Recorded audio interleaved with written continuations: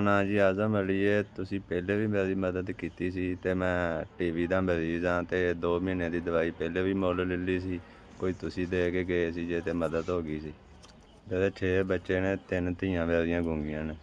1 2 3 4 5 6 7 8 9 10। ਮੈਨੂੰ 10,000 ਰੁਪਈਆ ਮਿਲ ਗਿਆ ਵਾ। ਕੁਝ ਮੈਂ ਇਹਦੇ ਵਿੱਚੋਂ ਆਪਣੀ ਦਵਾਈ ਲਾਵਾਂਗਾ, ਕੁਝ ਆਪਣੇ ਘਰ ਰਾਸ਼ਨ ਪਾਵਾਂਗਾ। ਉਹਨੇ ਮੇਰੀ ਮਦਦ ਕੀਤੀ ਹੈ। ਅੱਲਾਹ ਪਾਕ ਉਹਨਾਂ ਨੂੰ ਜ਼ਿੰਦਗੀ ਦੇ, ਸਿਹਤ ਦੇ।